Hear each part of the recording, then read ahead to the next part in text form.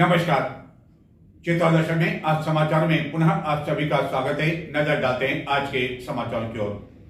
राजस्थान के मुख्यमंत्री भजन लाल शर्मा ने कहा कि चित्तौड़गढ़ के इतिहास को यदि मेवाड़ और राजस्थान के इतिहास से अलग कर दिया जाए तो कुछ भी नहीं बचता है।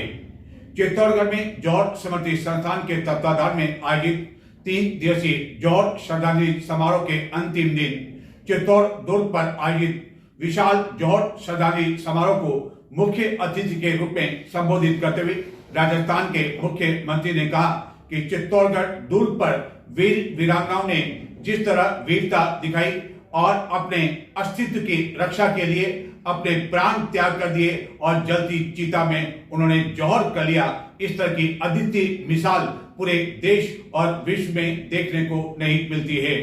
उन्होंने इस अवसर पर उन वीर वीरांगनाओं को याद करते हुए कहा कि जिन्होंने चित्तौड़गढ़ में हुए 3 जौहर में जलते हंसते कूदते हुए अपनी जान दे दी थी। उन्होंने कहा कि आज हमें इतने वर्षों बाद भी उस जौहर के बारे में सुनकर रोंगटे खड़े हो जाते हैं और ऐसे वीर वीरांगनाओं से हमें प्रेरणा लेने की आवश्यकता है। यह समारोह कई मायने में महत्वपूर्ण रहा। चित्तौड़गढ़ से निर्वाचित विधायक चंद्रभान सिंह आकिया, जो कि भाजपा से टिकट नहीं मिलने पर निर्दलीय विधायक के रूप में निर्वाचित हुए थे और बाद में उन्होंने भाजपा को समर्थन भी दिया, लेकिन समर्थन देने के बाद भी कई लोगों के मन में यह विचार आ रहा था कि समर्थन देने के बाद भी सरकार में उनकी चल रही है या नहीं। लेकिन जिस तरह मुख्यमंत्री विधायक आज्ञा के आग्रह पर इस समारोह में भाग लेने पहुंचे और अपने संबोधन में उन्होंने चित्तौड़गढ़ के विधायक को एक होशियार और जागरूक विधायक के रूप में बताया एवं उनके बारे में जिस तरह की बातें की, उससे कई लोगों की यह भ्रांति और जो संशय था वह दूर हो गया। इस समारोह में जौहर स्मृति संस्थान के अध्यक्ष का उद्बोधन भी काफी अधिक चर्चा में रहा। समारोह को अन्य कई वक्ताओं के साथ ही कैबिनेट मंत्री जयवर्धन सिंह राठौड़ ने भी संबोधित किया। मुख्यमंत्री अपने निर्धारित समय से लगभग 2.5 घंटा विलंब से चित्तौड़ दुर्ग पहुंचे। प्रतिवर्ष चित्तौड़गढ़ में जौहर स्मृति संस्थान द्वारा आयोजित किए जाने वाले जौहर श्रद्धांजलि समारोह में भाग लेने के लिए मंगलवार को मुख्य अतिथि के रूप में राजस्थान के मुख्यमंत्री भजन लाल शर्मा विशेष हेलीकॉप्टर से चित्तौड़ दुर्ग पर बनाए गए अस्थायी हेलीपैड पर उतरे एवं हेलीकॉप्टर से उतरते ही उन्होंने चित्तौड़ दुर्ग की माटी को न केवल नमन किया बल्कि अपने मस्तिष्क पर भी लगाया। जौहर श्रद्धांजलि समारोह में भाग लेने के लिए मंगलवार तड़के से ही दूर दराज क्षेत्रों से कई क्षत्रियों के यहाँ पहुँचने का सिलसिला प्रारंभ हो गया था, जबकि 3 दिवसीय इस जौहर श्रद्धांजलि समारोह के तहत प्रारंभ में 2 दिन विभिन्न खेलकूद आदि प्रतियोगिताओं का आयोजन किया गया, जिसमें भाग लेने के लिए भी कई क्षत्रिय विभिन्न स्थानों से 2 दिन से चित्तौड़गढ़ में ही पड़ाव डाले हुए थे। मुख्य समारोह दोपहर 12:30 बजे प्रतिवर्ष आयोजित किया जाता है, लेकिन मुख्यमंत्री का जो पूर्व में निर्धारित कार्यक्रम था उसके अनुसार मुख्यमंत्री को प्रातः 11 बजे इस समारोह स्थल पर पहुंचना था, जिसके कारण समारोह में शामिल होने के लिए आने वाले अधिकांश लोग निर्धारित समय से पहले ही आयोजन स्थल पर पहुंच गए थे, जिनमें कई महिलाएं भी शामिल थी। लेकिन मुख्यमंत्री प्रातः 11 बजे के स्थान पर आयोजन स्थल पर दोपहर लगभग 1:30 बजे पहुंचे एवं उनके आने से पहले पंडाल पूरी तरह से खचाखच भर चुका था। गत कुछ वर्षों की बात की जाए तो उसके मुकाबले इस वर्ष संख्या काफ़ी अच्छी खासी रही एवं इनमें कई लोग अपने परिवार के साथ इस समारोह में भाग लेने के लिए पहुंचे एवं वीर वीरांगनाओं को उनके द्वारा श्रद्धांजलि दी जाकर याद किया गया।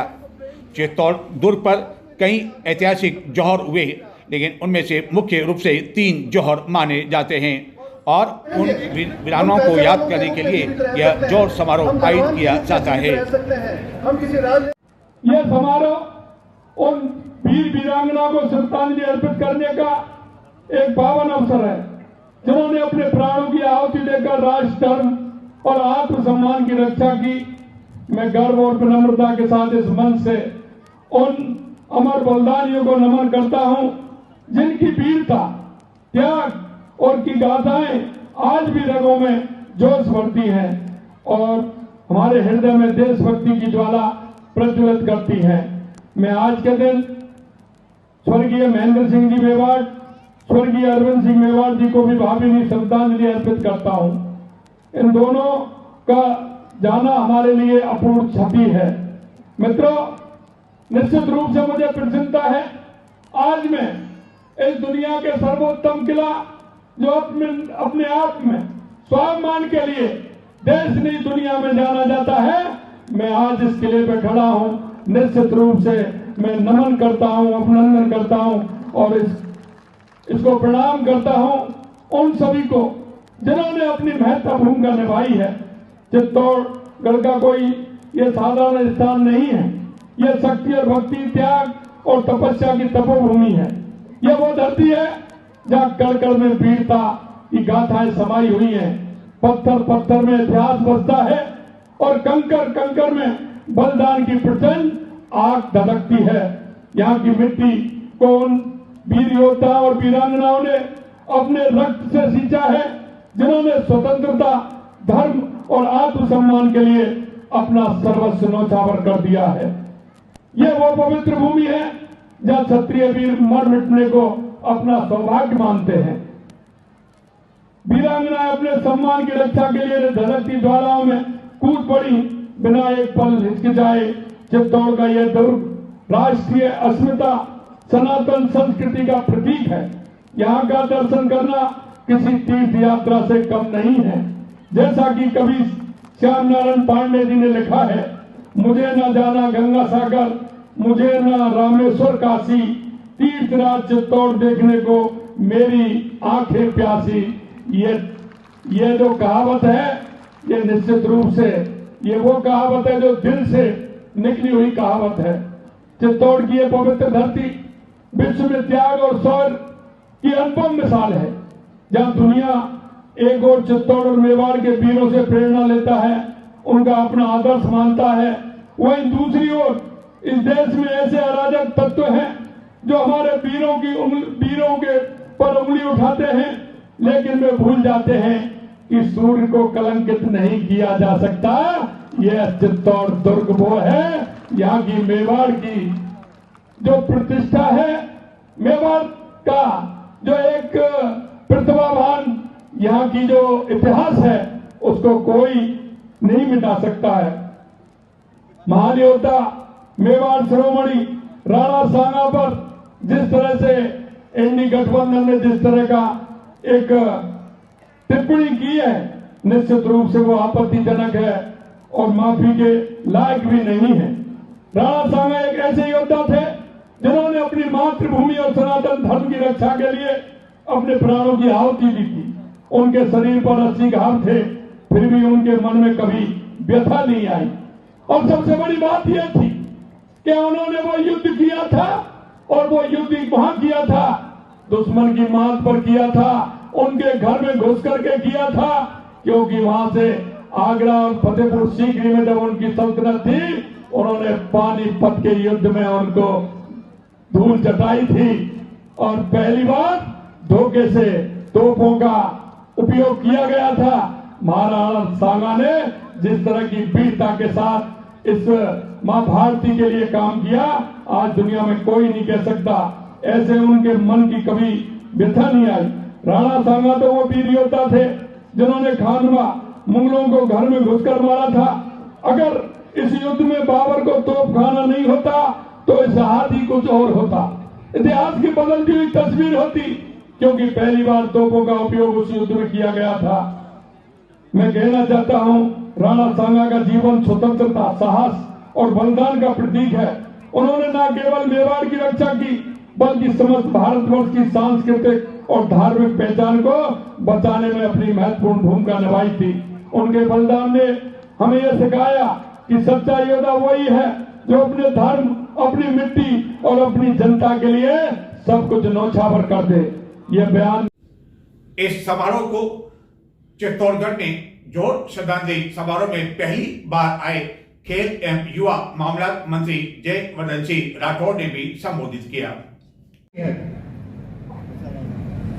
लेकिन आज हम यहां जब आए हैं और अपने इतिहास के अंदर झांक के देखते हैं और आज लेकिन जौहर करना, इसको जरा एक बार मन में उतार कर देखिए, एक बार जरा एहसास करके देखिए कि मरने के तरीके तो और भी हैं, वीर गति को प्राप्त करने के तरीके तो और भी हैं, लेकिन केवल जौहर ही क्यों, साका जौहर की परंपरा जो दर्जनों बार हुई,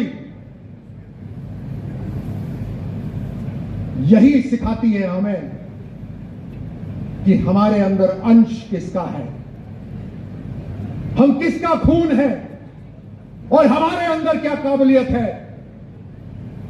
ये सिखाती है। जब हम इस बात को याद करते हैं कि हमारे पूर्वजों ने जब ऐसा समय, जब आग लगती है, अगर आप जहर खाते हैं, अपने आप को कटार से घोंप लेते हैं, तो मृत्यु कुछ क्षण में हो जाती है और शायद दर्द भी नहीं होता होगा, लेकिन जौहर कर यह तय करना कि दुश्मन हमें परास्त कर सकता है, लेकिन यह शरीर दुश्मन के हाथ कभी नहीं लग सकता, ये जो संकल्प है, ये जौहर है। दुश्मन के हाथ केवल रात कभी कल्पना भी नहीं कर सकता। चित्तौड़गढ़ के विधायक चंद्रभान सिंह आज्ञा ने समारोह को संबोधित करते हुए कहा कि सरकार ने गत बजट में चित्तौड़गढ़ को काफी कुछ दिया, लेकिन इसके बावजूद उन्होंने चित्तौड़ दुर्ग पर सूरज पोल की और दरवाजा खोले जाने की मांग की और इस मार्ग को पर्यटकों आम लोगों के लिए खोले जाने की मांग करते हुए कहा कि चित्तौड़गढ़ दुर्ग आने जाने के लिए एक ही रास्ता होने की वजह से कई बार परेशानियां खड़ी हो जाती है। शर्मा साहब, हमारे मंत्री गौतम निधक साहब, मंत्री मंजू जी भागवान जी, गुरुदेव अनानंद जी साहब, बीपी सिंह जी दिल्ली से डायरेक्ट यहाँ पधारा हुआ है, इसलिए मैं आप लोगों का आपका तहे दिल से स्वागत करता हूँ। आपने हम लोगों को बजट में खूब दिया है, पर यहाँ की काफी और भी मांगे हैं, ये मांग करने का जगह नहीं है, पर यहाँ सबसे बड़े किले की या पीछे वाला सूरजपुर वाला गेट खुल जाए तो हम लोगों के लिए किला एशिया का नंबर 1 किला है और हम सब लोगों के लिए अच्छी हो जाएगी। माननीय कलेक्टर साहब ने हमारे मंत्री जी गजेंद्र सिंह जी बताए थे, यह सर्वे भी करवाई और यहाँ काफी कुछ देखा है, तो आप एक बार मन से भरवा देंगे तो हमारा दरवाजा खुल जाएगा और पीछे वाला गेट चालू हो जाएगा, क्योंकि आज हमारे ऊपर आने में काफी परेशानी आई है और नीचे से 6-7 किलोमीटर सब लोग पैदल बुला रहे हैं और 11 बजे से आपका वेट कर रहे हैं, इसलिए आपकी मुखाग्नि से ये आप घोषणा करेंगे। और हमारी रिवर फ्रंट की चित्तौड़ की 2 नदियां चित्तौड़गढ़ शहर के बीचों बीच निकलती है, रिवर फ्रंट की हमारी बहुत बड़ी मांग है, इस रिवर फ्रंट को भी आप हमारी मांग मानेंगे, क्योंकि आपने कहा चंद्रमा में अगले बजट में दूंगा, इसलिए आज आप मुखाग्नि से अगर ये आप घोषणा हो जाएगी तो बहुत बड़ी मांग होगी। और जोर समृद्धि संस्थान के लिए यहाँ हर जोर मेले के लिए 5 लाख रुपए मिलते हैं, तो वो भी हमारे यहाँ 10 लाख रुपए हो जाए इस मेले के लिए, और खिलाड़ियों के लिए भी 3 लाख की ऐसे मिलता है, वो पैसा भी हमारा डबल हो जाए, वो घोषणा आप लोगों से यहाँ हो। और जितने भी यहाँ जनप्रतिनिधि बना रहे उन जनप्रतिनिधि को मैं दिल से स्वागत करता हूँ। काफी जनप्रतिनिधि सामने बैठे विराज है, उनका भी मैं धन्यवाद देना चाहता हूँ। आप सब लोग बड़ा इस कार्यक्रम में 4 लगे कार्यक्रम की शोभा बढ़ाई, इसलिए मैं स्वागत करता हूँ। और सीएम साहब को बाढ़ में पधारना है, क्योंकि वह महिला सम्मेलन बहुत बड़ा कार्यक्रम है, इसलिए माननीय सीएम साहब बोलेंगे और मुझे 2 मिनट का समय भी दिया, इसलिए मैं जोर से संस्थान का आभारी हूँ। और आप लोगों ने वास्तव में मेरे पे खूब आशीर्वाद रखा, ऐसे आशीर्वाद बना हुए। धन्यवाद। जय हिंद, जय भारत। जौहर स्मृति संस्थान के अध्यक्ष राव नरेंद्र सिंह का उद्बोधन इस दौरान चर्चा का विषय बना रहा। जिन्होंने चित्तौड़गढ़ के विधायक चंद्रभान सिंह आज्ञा को एक सच्चा सेवक बताते हुए कहा कि यह बालक है और आखिरकार सरकार की उन पर मेहरबानी क्यों नहीं है। जब उन्होंने कहा कि विधायक को मंत्री बनाया जाना चाहिए तो पंडाल में हजारों की संख्या में मौजूद लोगों ने उनका समर्थन किया। इस पर फिर से पलटवार करते हुए अध्यक्ष ने कहा कि जनता जब समर्थन कर रही है तो मुख्यमंत्री को इस बारे में सोचना चाहिए। चित्तौड़ के ऊपर किले के आने के ऊपर आप जब तो कोई गाड़ी घोड़े भी अलाउ नहीं कर रहे थे ऊपर आने। तो हमेशा ही यह कुछ न कुछ कार्यक्रम होता है, कभी पब्लिक को बहुत परेशानी होती है। इसके यहाँ एक अलग रास्ता है, वो वहां से नहीं, बहुत वर्षों से जब से ये किला बना है इसमें भी 7 दरवाजे हैं। मैं आज आपसे अनुरोध करता हूँ कि हमारे एरिया के क्योंकि हम पहले जनसंघ से थे, अब भारतीय जनता पार्टी के साथ हैं, तो अब जब ऊपर से नीचे हमारी सरकार है और हमारा होनहार बालक है, तो इसको जो ये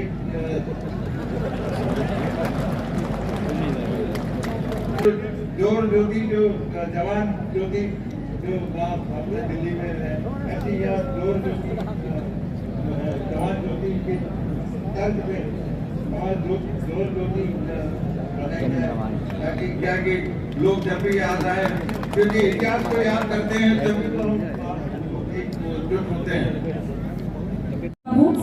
समारोह में उल्लेखनीय कार्यों के लिए मुख्यमंत्री एवं अन्य अतिथियों द्वारा कई प्रतिभाओं को सम्मानित भी किया गया।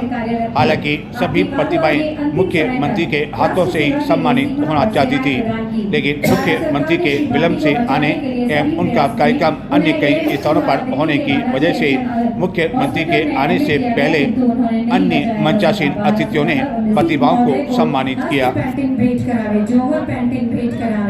निवेदन है आदरणीय चंद्रभान सिंह जी आज्ञा से सम्मानित होने वाली प्रतिभाओं में शिक्षा, खेल एवं अन्य कई भामाशाह भी शामिल थे। समारोह में मेवाड़ राज घराने की ओर से हालांकि कोई नहीं आया, लेकिन विधायक विश्वराज सिंह के संदेश का वाचन अवश्य किया गया, जिसमें उन्होंने गत दिनों सिटी पैलेस के अंदर से हुई पत्थरबाजी का भी उल्लेख करते हुए कहा कि इस मामले को लेकर अब तक न्याय नहीं मिल पाया है, जिसको लेकर मुख्यमंत्री ने विधायक से जब जानकारी चाहिए तो उन्होंने इस घटनाक्रम के बारे में उन्हें जानकारी दी। समारोह में मुख्यमंत्री के मंच पर पहुंचने पर जौहर स्मृति संस्थान के अध्यक्ष एवं अन्य पदाधिकारियों द्वारा उन्हें स्मृति चिन्ह पहनकर उपरना ओढ़ाकर एवं पगड़ी पहनाकर उनका भावभीना स्वागत किया गया। इसी तरह अन्य अतिथियों का भी उपरना ओढ़ाकर एवं स्मृति चिन्ह पहनकर स्वागत किया गया। इस अवसर पर चित्तौड़गढ़ जिले की प्रभारी मंत्री मंजू बागमार, निम्बाड़ा के विधायक श्रीचंद केपलानी, सहकारिता मंत्री गौतम दग, कपासन के विधायक अर्जुन लाल जिनगर एवं अन्य कई पदाधिकारी आदि मौजूद थे। मुख्यमंत्री के मंच पर पहुंचने से पहले अन्य वक्ताओं ने इस समारोह को संबोधित किया, जबकि मुख्यमंत्री के मंच पर पहुंचने पर जौहर स्मृति संस्थान के पदाधिकारियों एवं अन्य जनप्रतिनिधियों ने प्रतिवर्ष चित्तौड़गढ़ में आयोजित होने वाले इस जौहर शताब्दी समारोह के बारे में उन्होंने विस्तार से जानकारी दी। मुख्यमंत्री ने समारोह में पहुंचने से पहले विजय स्तंभ के समीप सवेरे से आयोजित यज्ञ में भी भाग लिया और अपनी ओर से उन्होंने भी आहुति प्रदान की और देश प्रेम की भावना थी। इन्हीं से अनुप्रेरित होकर इस समारोह में वीआईपी के रूप में मुख्यमंत्री का दौरा होने की वजह से दुर्ग आने जाने के लिए सभी तरह के वाहनों पर रोक लगा दी गई। यहां तक कि बाहर से आए पर्यटक जिन्हें यह जानकारी नहीं थी कि इस तरह का जौहर शताब्दी समारोह 25 मार्च को होने जा रहा है, जब वह अपने विभिन्न वाहन से दुर्ग भ्रमण के लिए पहुंचे तो उनके वाहनों को भी जाने की अनुमति नहीं दी गई, जिसके कारण लोगों को काफी अधिक परेशानियों का सामना करना पड़ा और न केवल उन्हें पैदल जाने के लिए मजबूर होना पड़ा बल्कि पैदल आने के लिए भी मजबूर होना पड़ा एवं काफी समय उन्हें इस वक्त में यश में ही लग गया। मुख्यमंत्री का दौरा होने की वजह से दुर्ग आने जाने के लिए सभी तरह के वाहनों पर पाबंदी लगाए जाने की वजह से लोगों को काफ़ी अधिक परेशानियों का सामना करना पड़ा। कई पर्यटक भी इस दौरान दुर्ग भ्रमण के लिए पहुंचे, लेकिन उनके वाहन को भी आने की अनुमति नहीं दिए जाने से कई पर्यटक बैरक लौटने के लिए मजबूर हो गए, जबकि कई पर्यटकों को अपने वाहन नीचे ही छोड़कर पैदल आने के लिए मजबूर होना पड़ा। हालांकि सवेरे जल्दी 1-2 घंटे वाहनों को आने की अनुमति दी गई थी, लेकिन उसके बाद सभी तरह के वाहनों पर रोक लगा दी गई और पैदल आने के कारण समारोह समाप्त होने के बाद इस समारोह में दूर दराज क्षेत्रों से शामिल होने के लिए आए लोगों को पैदल ही फिर से जाने के लिए मजबूर होना पड़ा। और इस कारण जब तक सभी लोग इस समारोह में भाग लेकर नीचे यानी कि पहले दरवाजे पाटन पोल तक नहीं पहुंच गए, तब तक कई वाहनों को नीचे काफ़ी देर तक इंतज़ार करना पड़ा। इस कारण कई ऑटो चालकों ने भी निराशा व्यक्त की, जिन्होंने बताया कि उन्हें लगा कि आज काफ़ी लोगों के आने की वजह से उनकी ग्राहकी अच्छी रहेगी, लेकिन बंदिश के कारण उन्हें परेशानियां उठानी पड़ी। हालांकि जोड़ स्मृति संस्थान की ओर से कई ऑटो चालक महिलाओं के लिए निःशुल्क लगाए गए थे, लेकिन बाद में उन्हें भी रोक दिया गया। इस जोहर श्रद्धांजलि समारोह से पहले चित्तौड़गढ़ में शोभा यात्रा निकाली गई।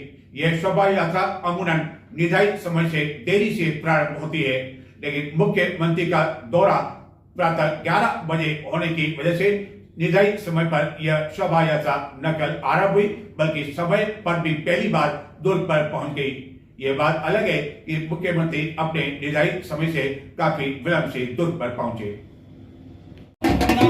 दुर्ग स्थित हजार प्रकाश खेल प्रांगण परिसर में मुख्य समारोह आयोजित होने से पहले मंगलवार सवेरे भोपाल राजपूत छात्रावास से शोभा यात्रा का आयोजन किया गया, जिसमें आगे एक हाथी और उसके पीछे सजे धजे ऊंट के साथ ही 50 से अधिक घोड़े भी शामिल थे और उसके पीछे जन समूह इस शोभा यात्रा में शामिल था, जबकि सबसे अंत में कई तरह की झांकियां भी शामिल थी। भ्रष्टाचार निरोधक ब्यूरो की कोटा की स्पेशल टीम ने रिश्वत लेने के आरोप में वन विभाग की एक महिला कर्मचारी समेत 3 जनों को गिरफ्तार कर लिया, जिन्हें न्यायालय में पेश करने के बाद न्यायिक अभिरक्षा में भिजवा दिया। चित्तौड़ दर्शन के कई दर्शकों को याद होगा कि गत दिनों हमने बेगू क्षेत्र से यहां आए कई श्रमिकों के दर्द के बारे में जानकारी दी, जिनके द्वारा वहां वन विभाग की ओर से करवाए गए कार्य के तहत कई खड्डे खोदे गए, लेकिन उन्हें पूरा भुगतान नहीं किया गया और 4 लाख रुपए से भी अधिक राशि बकाया होने के बाद भी उन्हें वहां से आने के लिए यहाँ मजबूर होना पड़ा, जिन्होंने कलेक्ट्रेट में 2 दिन तक धरना दिया, डेरा डाले रखा, लेकिन उनकी सुनवाई नहीं हुई और वह कलेक्टर से वन विभाग के चक्कर लगाने के लिए मजबूर होते रहे। यहाँ तक कि एक दिन बाद तो उन्हें कलेक्ट्रेट परिसर के अंदर भी नहीं रहने दिया और वहाँ से रवाना कर दिया, जिसके बाद उन्हें बिना मजदूरी के ही बैरंग लौटने के लिए मजबूर होना पड़ा था। श्रमिकों ने बेबुनियाद आरोप नहीं लगाए थे और अब इस मामले में कोटा भ्रष्टाचार निरोधक ब्यूरो के स्पेशल यूनिट द्वारा वन विभाग के रेंजर, सहायक वनपाल और एक महिला सहायक वनपाल को रिश्वत लेने के आरोप में मंगलवार को न्यायालय में पेश करने के बाद न्यायिक अभिरक्षा में भिजवा दिया। यह तीनों अलग अलग तरीके से रिश्वत लिया करते थे और इस रिश्वत की राशि में अधिकारियों का कोई हिस्सा था या नहीं, यह अभी स्पष्ट नहीं हो सका है। टीम ने सहायक वनपाल राजेंद्र मीणा और अन्य 2 कर्मचारियों राजेंद्र रोज चौधरी के साथ ही महिला सहायक वनपाल पुष्पा राणावत, जो कि बोराव में थी, वहां से उसे डिटेन कर पूछताछ के बाद गिरफ्तार कर लिया। महिला सहायक वनपाल ने भी 2% की मांग थी। इन कर्मचारियों द्वारा जेसीबी से खड्डे की खुदाई की जाती थी और बाद में कई तरह का दबाव संबंधित ठेकेदारों पर बनाया जाता था और गत दिनों आए श्रमिकों ने भी इस तरह का आरोप लगाया था कि उनसे खड्डे खुदवा लिए, लेकिन उन्हें भुगतान नहीं किया गया। लेकिन उनकी तो ये थे आज के समाचार। अब मुझे आगे दें। नमस्कार।